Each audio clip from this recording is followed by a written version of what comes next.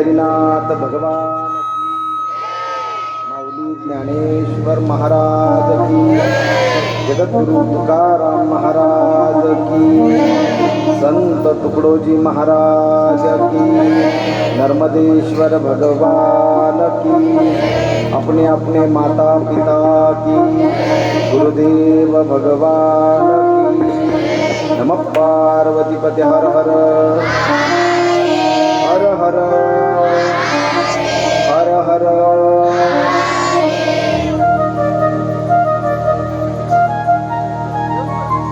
यो अंतःप्रविश्य मम वाचिमां प्रसुप्तां संजीवयत् अखिलशक्तिधरस्वधाम्नां अन्यहस्तश्चरणश्रवणत्वगादीन् प्राणान्नमो भगवते पुरुषाय तुभ्यं। वसुदेवसुतं देवं कंसचाणूरमर्दनं देवकी परमानन्दं कृष्णं वन्दे जगद्गुरुं।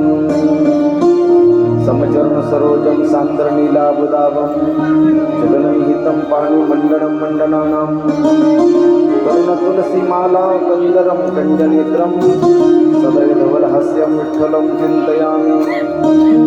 अलङ्कापुरीरम्यसिंहासनस्थं पदाम्बुतेजस्कृतिप्रदेशं विधीन्द्रादिदैवैः सदा स्तूयमानं समाधिस्थमूर्तिं भजे ज्ञानदेवं।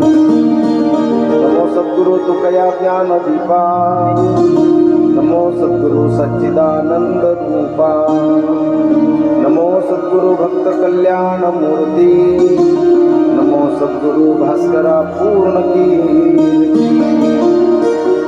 सदा सत्स्वरूपं चिदानंद कंदं जगत संभवं स्थान संहार हेतुं स्वभक्तेच्छया मानुषं दर्शयन्तं नमामीश्वरं सद्गुरुं साईनाथं। गुरुर्ब्रह्मा गुरुर्विष्णु गुरुर्देवो महेश्वरा, गुरुर्साक्षात् परब्रह्म तस्मै श्री गुरवे नमः। पुंडरीकवरद हरिविठ्ठल श्री ज्ञानदेव तुकाराम माऊली ज्ञानेश्वर महाराज की। विश्व माऊली महावैष्णव श्रीमंत ज्ञानोबा आहे आणि माऊलींच्या जीवनचरित्रावर आधारित शीर्षक आहे इंद्रायणी काठी। भगवान श्री ज्ञानोबांच्या जीवनचरित्रावर आधारित असलेली संतांचा जीवनपट कसा असतो हे सांगणारी कथा पुण्यभूमी आपल्या आमिरजा अमरपूर टोळी वासीय सर्व ग्रामस्थांच्या सहकार्याने प्रतिवर्षी होणारा श्री रामनवमी पर्वाच्या निमित्ताने हा महाउत्सव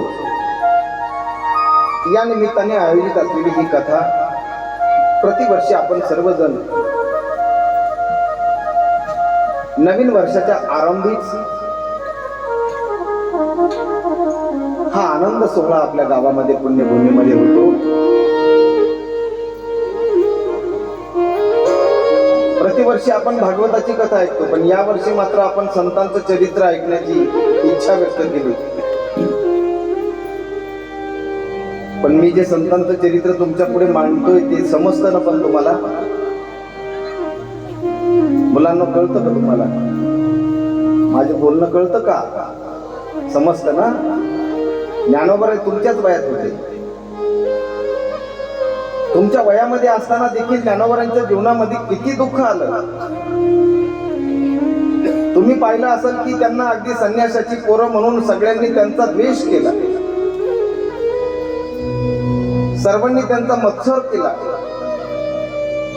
पण त्यांनी मात्र कुणाचा द्वेष केला नाही। आपल्याला संतांच्या जीवन चरित्राकडे पाहताना किंवा ऐकताना हे लक्षपूर्वक ध्यान देऊन ऐका। समोरचा जरी आपल्याशी वाईट वागला तरी आपण त्याच्याशी वाईट वागू नका। भगवान परमात्मा त्याच्या कर्माची शिक्षा त्याला दिल्याशिवाय राहणार नाही। एखादा वाईट मनुष्य जर कधी त्याचा वाईटपणाचा गुण टाकत नसेल तर चांगल्या माणसाने सुद्धा त्याचा चांगुलपणाचा गुण टाकू नये। तो त्या दुसऱ्याचा वाईटपणा सोडायला तयार नाहीये ना, मग आपण आपला चांगलपणा का सोडावा? आपल्या माय बापांनी आपल्यावर जे संस्कार दिले, आपण ज्या कुळात जन्माला आलो, ज्या धर्मात जन्माला आलो, ज्या देशात ज्या गावात जन्माला आलो,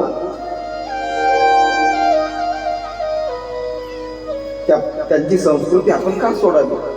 आपण आपली संस्कृती जपसावी, जतन करावी. तुम्ही असं म्हणाल की 750 वर्षापूर्वी महाराज ज्ञानोबरायांचं चरित्र, तो काळ वेगळा होता. आज त्या जीवन चरित्राची गरज काय? असा साधारण प्रश्न तुमच्या मनाला पडला असेल. पण सांगू का तुम्हाला, देवाचं चरित्र असेल, संतांचं चरित्र असेल, हे चरित्र आपल्या जीवनामध्ये वाटाड्याचं काम करतं. जसं एखाद्या रस्त्याच्या कडेला मैलाचा दगड असतो बघा, त्या दगडावर पुढे कोणतं गाव आहे आणि किती किलोमीटर ते गाव आहे हे त्या दगडावर लिहिलेलं असतं. आणि त्या दगडाच्या दिशेने किंवा त्या दगडाकडे पाहून आपण पुढचा प्रवास करत असतो. बरोबर आहे का नाही? जसं ते रस्त्यावरचे साधे निर्बुद्ध नवे निर्जीव असणारे दगड सुद्धा जर कधी मार्गदर्शनाचं काम करत असतील, तर देवरूपी संत आम्हाला आमच्या जीवनाचा मार्ग दाखवणार नाही असं कसं काय? संतांच्या जीवन चरित्रामध्ये किती उलथापालथ झाली तुम्ही पाहिली. अरे एवढं दुःख जर आपल्या जीवनात आलं तर आपण तर अगदी हेलावून जाऊ. मग संतांचं चरित्र आम्हाला हे शिकवतं की कशीही जरी परिस्थिती आली तरी सुद्धा आपण आपला मार्ग सोडू नये. कुणी म्हणत असेल तुम्हाला की काय भागवत दरवर्षी 30 कथा काय ऐकायची? अरे बाबा, हे आपल्यासाठी एकदा ऐकून भागत नसतं. ते वारंवार कानावर ज्यावेळेस ते शब्द येतात ना, त्यावेळेस हृदयरूपी मंदिरामध्ये ते शब्द साठवले जातात. मग त्या शब्दांचा परिणाम आपल्या जीवनावर होतो. ही लहान जी मुलं आहेत महाराज, ही सगळी चिखलाची गुळे आहेत महाराज. यांना तुम्ही जसा आकार द्याल त्या पद्धतीने ते घडतील. म्हणून घरामध्ये अगोदर माय बापांवर खरं संस्कार पाहिजे. माय बाप जसं करतात घरामध्ये त्याच पद्धतीने मुलं वागतात. बघा, मुलं कुठून बाहेरून शिकून येत नाही. आपली माय कशी वागते घरामध्ये, आपली माय कशी बोलते हे लेकरू पाहत आणि त्याच पद्धतीने ते लेकरू बोलत.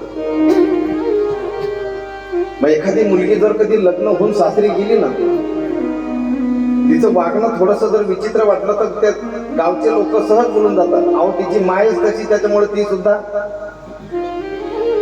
खान तशी माती, जशी खान असेल तशी माती आहे.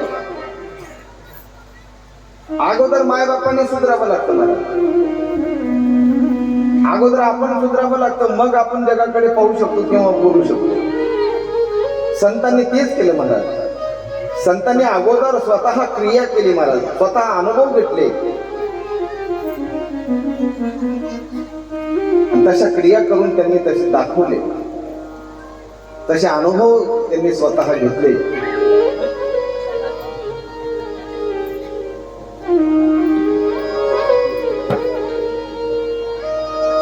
म्हणून संतांचा महिमा तो बहु दुर्गम, शाब्दिकाचे काम नाही. माझ्यासारख्याने संतांचं चरित्र वर्णन करावं आणि ते तुम्ही ऐकावं एवढं सोपं ते नाहीये. कायमी पामरे बोलावी उतारे,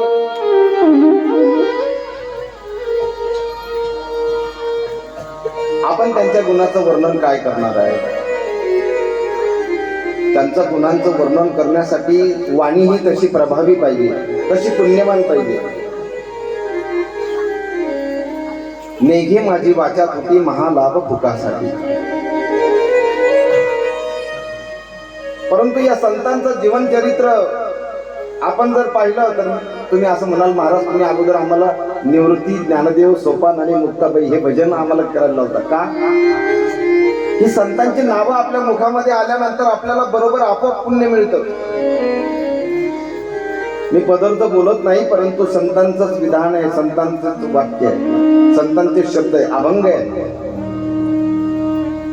पुण्यवंत भावे, पुण्यवंत भावे, पुण्यवंत भावे, पुण्य